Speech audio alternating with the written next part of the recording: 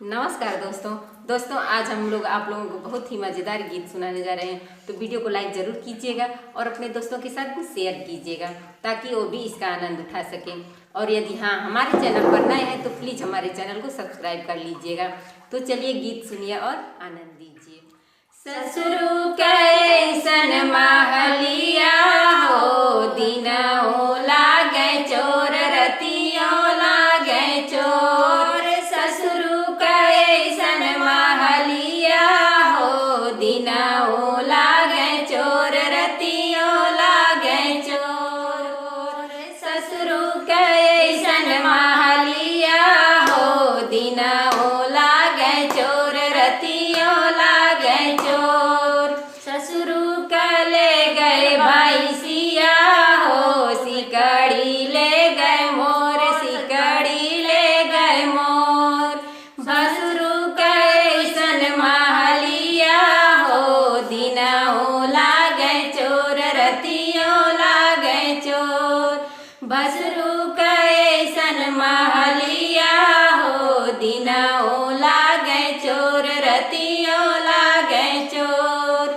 भसुरु कले गईले गड़िया हो, नथिया ले गए मोर, नथिया ले गए मोर।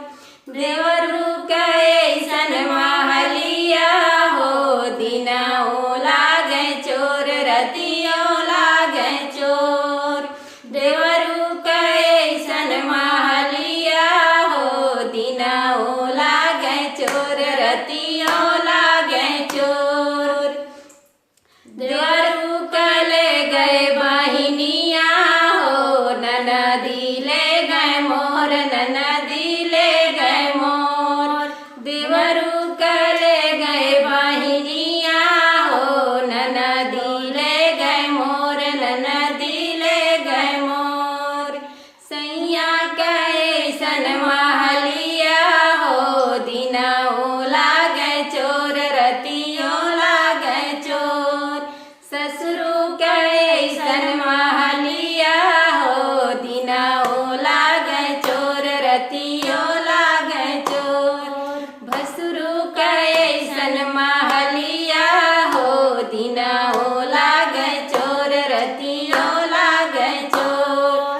भसुरु कैसन महलिया हो, दिनों लागे चोर रतियों लागे चोर। तो दोस्तों गीत कैसी लगी कमेंट में ज़रूर बताइएगा। फिर मिलते हैं अगली गीत में, तब तक के लिए आप लोग स्वस्थ रहिए, मस्त रहिए और अपना ध्यान रखिए। Bye by.